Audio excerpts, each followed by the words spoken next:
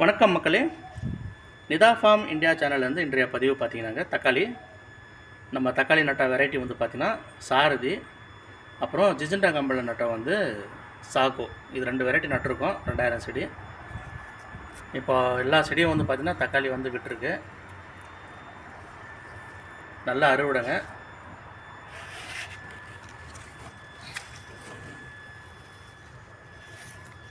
இது வந்து பார்த்திங்கன்னா ஒரு 4க்கு 1.5 அந்த இடைவெளியில் தான் நம்ம நட்டோம்.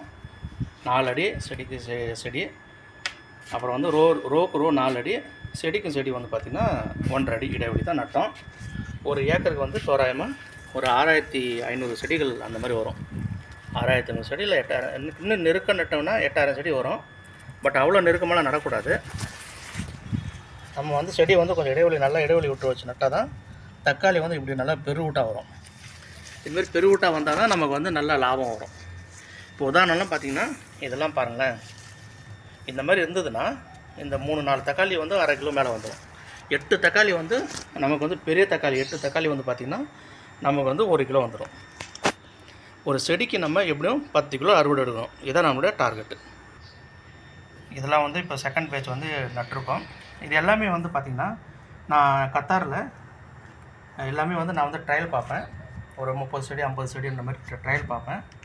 ட்ரையல் பார்த்து இங்கே நல்லா எனக்கு ப்ரொடக்ஷன் வந்து நல்லா வருது அப்படின்னா அந்த வெரைட்டி அப்படியே ஊரில் கன்வெர்ட் பண்ணிவிடுவேன். நம்ம தமிழ்நாட்டில் நிறையா பேர் விவசாயம் புதுசாக பார்க்குற நண்பர்களுக்கு வந்து கன்ஃபியூஸாக இருக்கும். ஏன்னா நான் வந்து இங்கே கத்தாரில் வந்து ஒர்க் பண்ணிகிட்ருக்கேன். நம்ம வந்து இந்த எல்லாமே வந்து நம்ம வந்து இப்போ ட்ரையல் பேசிஸில் இங்கே பார்த்துட்டு அங்கே வந்து நம்ம சொல்கிறோம். நம்மளுடைய மெயின் டார்கெட் வந்து பார்த்திங்கன்னா அல்டிமேட்டாக வந்தால் பார்த்திங்கன்னா ஒரு ஏக்கருக்கு வந்து குறைஞ்சபட்சமாவது நம்ம வந்து ஒரு 50 டன்னாவது எடுக்கணும். இதுதான் நம்மளோட டார்கெட். 45-50 டன் எடுக்கணும். தாராளமாக எடுக்கிறாங்க. நிறைய பேர் வந்து பார்த்திங்கன்னா 100 டன் எடுக்கிறவங்களாம் இருக்கிறாங்க ஒரு ஏக்கருக்கு. பட் ஆனால் நம்மளால் வந்து 100 டன் எடுக்க முடியும். அது புதுசாக இருக்கும்போது கொஞ்சம் கஷ்டம்தான்னு வச்சுங்களேன். கஷ்டம்லாம் ஒன்றும் கிடையாது, பட் எல்லாமே நம்ம பண்ண முடியும் தான்.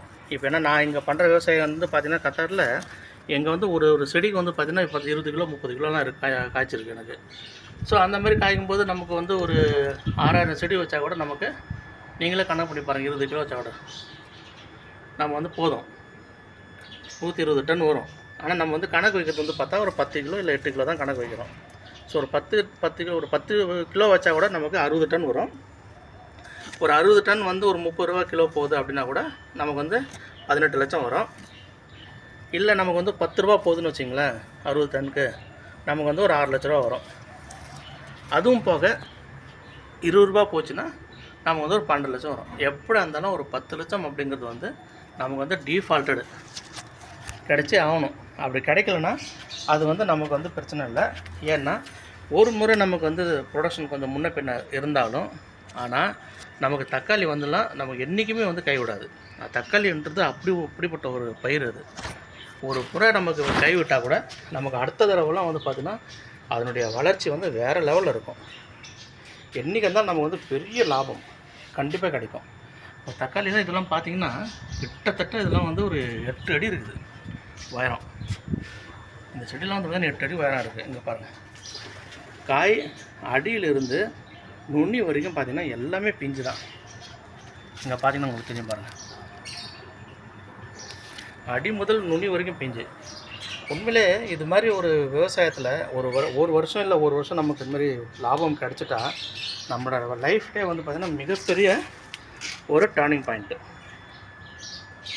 இங்கே பாருங்கள், தக்காளி உள்ளெல்லாம் பாருங்கள், இதெல்லாம் அறுவடைக்கு தயாரான தக்காளிகள். எப்படி இங்கே தான் பாருங்களேன், அப்படியே காய பிஞ்சு மட்டும் பாருங்கள் எப்படி இருக்குன்னு.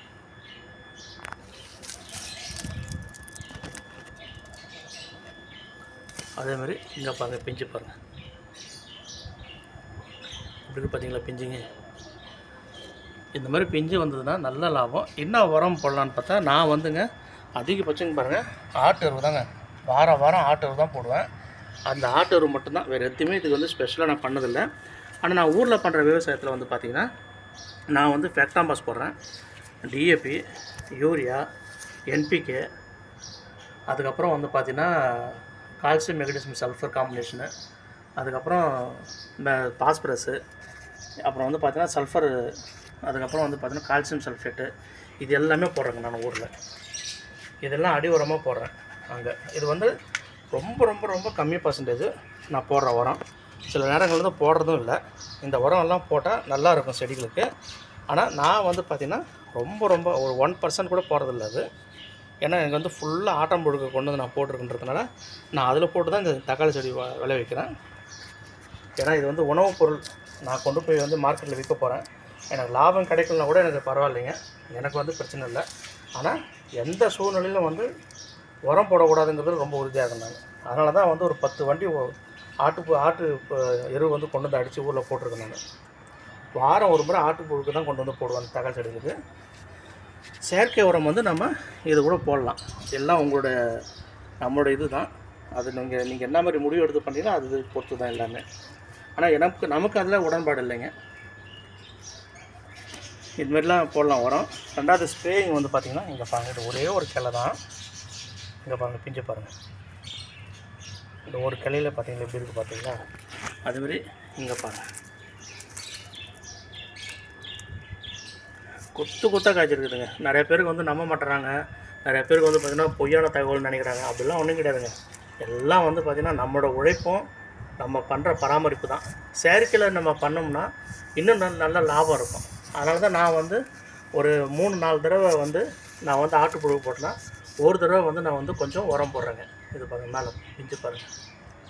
கொஞ்சம் மேலே கொஞ்சம் நான் வந்து உரம் போடுறேன், கொஞ்சம் கீழே உரம் போடுறேன். செடி எப்போல்லாம் கொஞ்சம் பலவீனமாக இருக்குது அந்த சமயத்தில். எங்கே கிடையாது, ஊரில். அதேமாதிரி ஸ்ப்ரே வந்துங்க நம்ம கண்டிப்பாக வந்து பார்த்திங்கன்னா கொஞ்சம் செயற்கையான ஸ்ப்ரே, ரொம்ப டோஸ் கம்மியானது. மீதி வந்து பார்த்திங்கன்னா பத்தியில கஷாயம், அதுக்கப்புறம் வந்து பார்த்திங்கன்னா இஞ்சி பூண்டு பச்சை மிளகாய் கரைசல், இதெல்லாம் நாம் வந்து கொஞ்சம் சேர்த்து பண்ணுறோங்க. இன்னும் அது போக இன்னும் நிறையா கரைசல் மருந்து நாங்கள் மேலே அடிக்கிறோம், புழு தாக்குதல் இல்லாமல் பண்ணுறதுக்காக. எப்போயாவது ரொம்ப அளவுக்கு அதிகமாக நம்மளால் கண்ட்ரோலில் வரல அப்படின்னா அப்போ மட்டும் நம்ம செயற்கை மட்டும் கொஞ்சமாக கம்மியான டோஸில் உள்ள மருந்து மட்டும் வாங்கி நம்ம வந்து ஸ்ப்ரே பண்ணுறோங்க. இதுதாங்க நம்ம பண்ணுற விவசாயம். நிச்சயமாக நண்பர்கள் அனைவரும் வந்து நம்ம இந்த தக்காளி விவசாயம் வந்து பேணி காப்போம். அது ஏதாவது டவுட் இருந்தால் கேளுங்க. நம்ம வந்து நமக்கு தெரிஞ்சதை நான் உங்களுக்கு உதவி பண்ணுறேங்க. நிச்சயமாக ஒரு முறை இல்லைனா ஒரு முறை நம்மளை வந்து விவசாயத்தில் வந்து நம்மளை தூக்கி விட்டதுன்னா ஒரு ஏக்கருக்கு 10 - 15 லட்சம் நம்ம சம்பாரிச்சிடலாம். நல்ல ஒரு பயிருங்க. நன்றி, வாழ்க வளமுடன். ப்ளீஸ் சப்ஸ்கிரைப் டு மை சேனலுங்க. நிறைய பேர் வீடியோ பார்க்குறீங்க, என்னென்னவோ வீடியோ எடுத்து போகிறாங்க வெளிநாட்டில். அந்த வீடியோக்கெல்லாம் நிறையா லைக்கு, சப்ஸ்கிரைப், மில்லியன் கணக்கில் வந்து வியூஸ் வருது.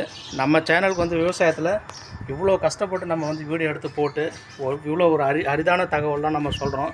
ஆனால் நம்ம சேனலுக்கு வந்து பார்த்திங்கன்னா வியூஸும் இல்லை, நம்ம சேனலில் வந்து பார்த்திங்கன்னா சப்ஸ்கிரைபும் இல்லை. இது வந்து மனசுக்கு வந்து பார்த்திங்கன்னா ரொம்ப ஒரு கஷ்டமாக தாங்க இருக்குது. ப்ளீஸ் சப்ஸ்கிரைப் டு மை சேனலுங்க. நன்றி, வாழ்க வளமுடன்.